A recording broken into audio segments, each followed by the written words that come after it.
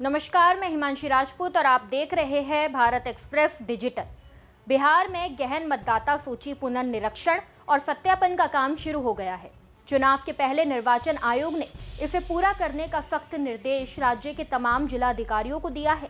इस पूरे मसले पर आरजेडी, कांग्रेस सहित तमाम विपक्षी पार्टियों ने इसका विरोध भी करना शुरू कर दिया है।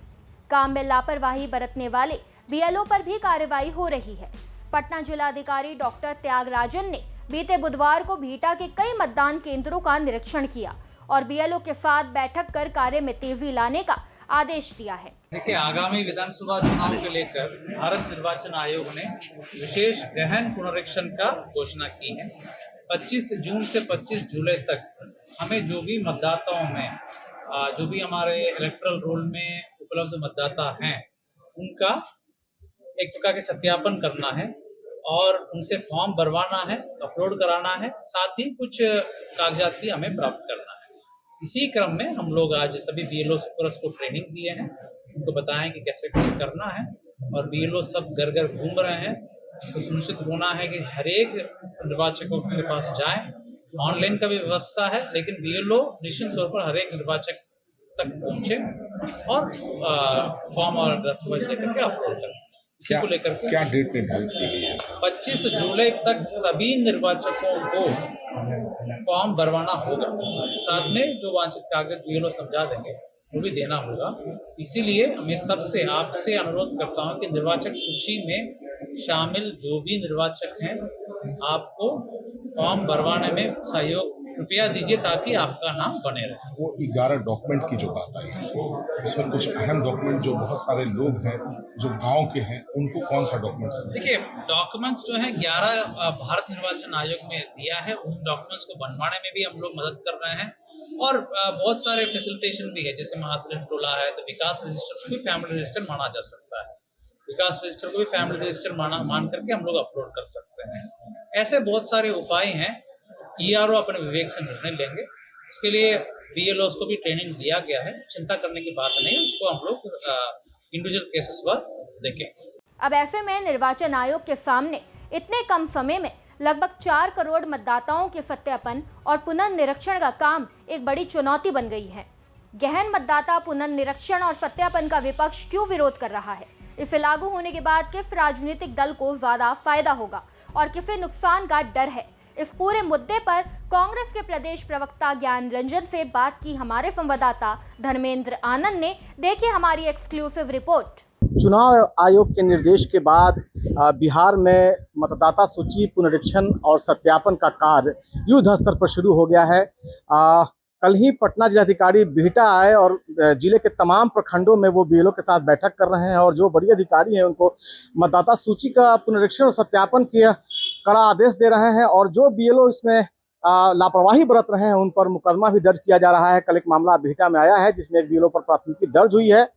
हमारे साथ बिहार प्रदेश कांग्रेस के तेज तर्रार प्रदेश प्रवक्ता ज्ञान रंजन जी हैं। तो ये पूरे मतदाता सूची पुनरीक्षण और सत्यापन जो सरकार जिस तरह से गहन तरीके से करवा रही है, तो कांग्रेस का क्या स्टैंड है, इस पर हम पूरी बात करने के लिए आज उनके साथ हैं। तो क्या कहते हैं ज्ञान रंजन जी, ये कैसे कांग्रेस इसको किस लिहाज से देखती है? देखिए, ये मतदाता सूची 2003 में हुई थी जिसका लगभग 8 करोड़ मतदाता थे। उसमें करीब करीब 2 साल समय लगा, 2 साल समय लगा और अभी जो चुनाव आयोग डेटा दे रही है कि अभी 4 करोड़ के करीब जो 2003 के बाद जो हुए हैं 4 करोड़ के मतदाता है, उसको 25 दिनों में इनको कंप्लीट करना है, पूरा रीवैलिडेशन जो निरीक्षण करना है।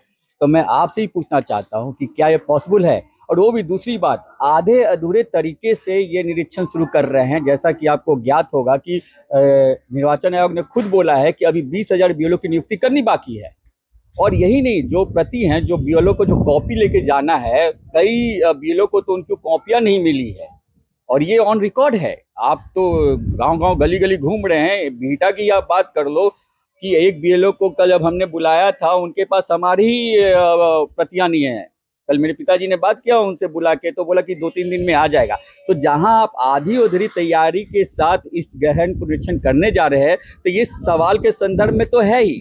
आप एक तरफ कहते हैं कि भेदभाव नहीं होगा, भेदभाव हो रहा है। ये भेदभाव का पूरा तरीका है, जो गरीब है, वंचित समाज के लोग हैं, जो दलित हैं, जो गीगावर्क्स है, छोटे मोटे काम करते हैं, उनके पास ये डॉक्यूमेंट कहाँ से आएगा? आप उन्हीं डॉक्यूमेंट को खारिज करते हैं जिससे आप नागरिकता सिद्ध करते हैं, जैसे कि आधार कार्ड हुआ और अदर जो डॉक्यूमेंट्स आप मांग रहे हैं उसके लिए आप खारिज करते हैं। एक तरफ कहते हैं कि पासपोर्ट चाहिए, पासपोर्ट बनाने के लिए आधार कार्ड बहुत जरूरी होता है, सबसे बेसिक डॉक्यूमेंट होता है आधार कार्ड पासपोर्ट बनाने के लिए। आप उस आधार कार्ड को तो मान रहे हैं, पासपोर्ट को तो आप मान रहे हैं, लेकिन आधार कार्ड को आप इग्नोर कर रहे हैं। ये क्या है सोच? दूसरी सबसे बड़ी बात, बिहार में जाति प्रमाण पत्र मात्र as per the government of Bihar 18% के करीब है, 18% के करीब है। आपका जो बिहार की लिटरेसी रेट है 40% के लोग कम से कम पढ़े लिखे नहीं, तो उस 40% लोगों का क्या होगा? मतलब आप कहना चाहते हैं कि उनकी नागरिकता खत्म हो जाएगी? ये तो सीधा सीधा आप जो गरीब पिछड़े के बच्चे हैं, जो दलित के बच्चे हैं, चाहे कोई भी वंचित हो, जो नहीं पढ़ा लिख सका, उसके पास डॉक्यूमेंट नहीं है, और ये आप जानते हैं 24% के मात्र बर्थ सर्टिफिकेट है, तो बाकी का क्या होगा? बाकी 76% का क्या होगा? मैं एक जानना बात चाहता हूं। ज्ञान रंजन जी, इंडिया अलायंस कह रही है कि जिस तरह से कोर्स नोटबंदी के बाद देखिए, मोदी काल तो बंदी के नाम से जाना ही जाएगा ना इतिहास में। पहले नोटबंदी किया, फिर देशबंदी किया, अब वोट बंदी करनी जा रही है। महाराष्ट्र में वोट बढ़ा के जीते और बिहार का वोट को घटा के जीतेंगे, ये इनकी स्ट्रैटेजी है। पता नहीं इलेक्शन कमीशन जो है क्यों मोदी सरकार का तोता बन बैठा हुआ है क्या? और मुझे ये समझ नहीं आता, सवाल अगर इलेक्शन कमीशन पे उठाओ तो बीजेपी को क्यों दर्द हो रही है? अरे वोटर्स हैं वो, कहीं आपके भी वोटर ना चले जाएं, ये आप ध्यान रहे। लेकिन सबसे इंपॉर्टेंट बात है कि जिस प्रदेश में 4 करोड़ से ज्यादा हमें रीवैलिडेशन करना है, क्या 25 दिन में हो सकता है? और यही नहीं, ये निरीक्षण नहीं हो रहा है, एक पूरी तरीके से नया बनाया जा रहा है, क्योंकि 2003 से पहले भी जो सत्यापित लोग हैं उनको भी फॉर्म भरना है, फोटो देना है, सिग्नेचर करना है और उनको इलेक्टोरल रोल का कॉपी देना है, और वो भी फोटो कैसा है? व्हाइट बैकग्राउंड के साथ। कितने लोगों के पास ये सुविधा है? पहले चुनाव आयोग लोगों के पास जाती थी वोटर आईडी कार्ड बनाने के लिए, अब पहली बार देश के इतिहास में ऐसा रहा कि लोगों को चुनाव आयोग के पास आना पड़ रहा है। ये क्या है? मतलब चुनाव आयोग लोगों को चुनेगी देश के सरकार बनाने के लिए, वोटर की एलिजिबिलिटी। ये बिल्कुल देश की डेमोक्रेसी जिस आर्टिकल 326 का वो दुहाई दे रहे, वही आर्टिकल 326 हमें ये कहती है कि सिटीजन नागरिकता आप किसी भी नहीं चीजों को खत्म कर सकते। एक तरफ अपने बनाए गए इलेक्शन कमीशन आईडी को आप इग्नोर कर रहे हैं, उसकी वैधता खराब कर रहे हैं, तो क्या जिसका वोटर लिस्ट में नाम कट जाएगा उसका क्या होगा? पहले आप उसको वोटर लिस्ट से नाम काटेंगे, फिर उसके बाद उसका पेंशन कार्ड से नाम कटेगा, फिर उसकी सरकारी दस्तावेज से नाम कटेगा, क्योंकि वो नागरिक तो है नहीं। अगर आप वोट नहीं दे रहे हैं तो एक नागरिकता भी चली गई। एक और सवाल है, नहीं देखिए, ये इस पे भी हम लोगों ने विरोध दर्ज किया है। कांग्रेस नहीं, बाकी अदर दल के भी लोग थे, उनको भी रखा गया है, उन्होंने नियम बनाया। देखिए, डेमोक्रेसी में यही तो बात को दिखाता है कि कहाँ पे इनके मन में चोर है। जैसे होता है ना, चोर की दाढ़ी में 3 कांटे। अब बात करने में क्या दिक्कत है? कई बीएलओ को तो उनकी कॉपियां नहीं मिली है, और ये ऑन रिकॉर्ड है। आप तो गांव-गांव गली-गली घूम रहे हैं। बिहटा की आप बात कर लो कि एक बीएलओ को कल जब हमने बुलाया था, उनके पास हमारी प्रतियां नहीं है। कल मेरे पिताजी ने बात किया उनसे बुला के, तो बोला कि 2-3 दिन में आ जाएगा। तो जहां आप आधी अधूरी तैयारी के साथ इस गहन पुनरीक्षण करने जा रहे हैं, तो ये सवाल के संदर्भ में तो है ही।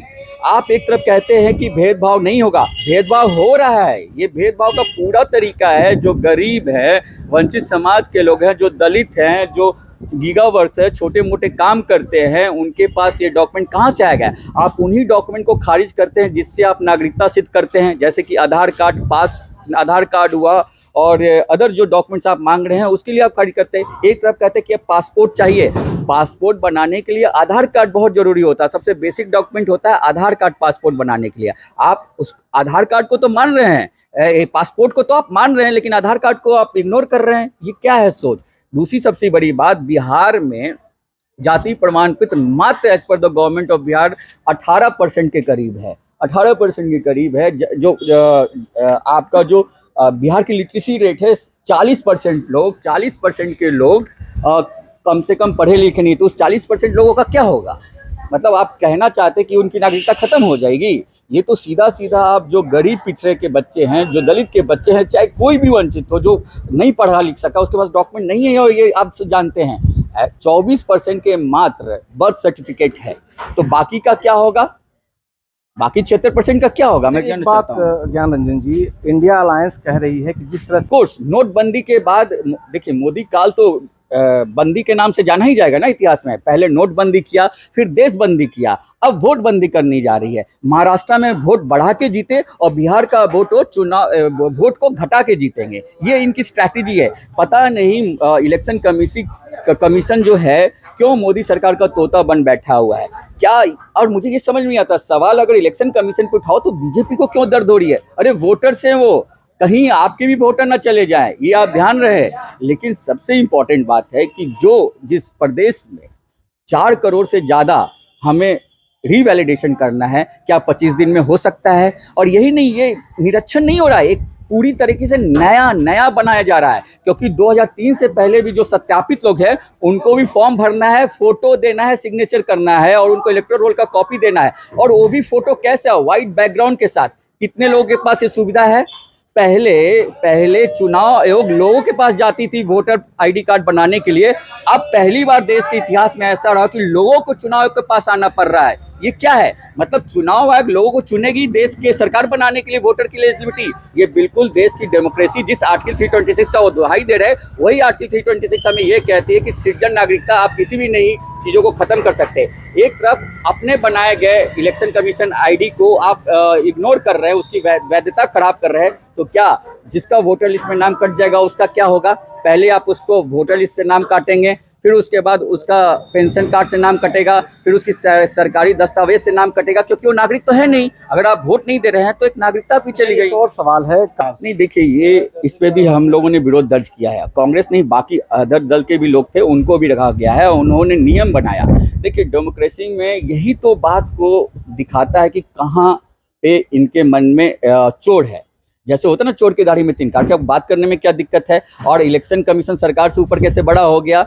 और सबसे बड़ी बात है, आप पे सवाल उठेगा 25 दिन में कोई भी व्यक्ति या कोई भी रोबोट भी इतना डेटा को वैलिडेट करके नहीं दे सकता। ताकि इससे क्या आपने ऐसा कोई सुविधा बनाया जो कि 100% आपका ई डिजिटल बर्थ सर्टिफिकेट बना हो। अगर नहीं बना है तो आप इसको कैसे कर सकते हैं।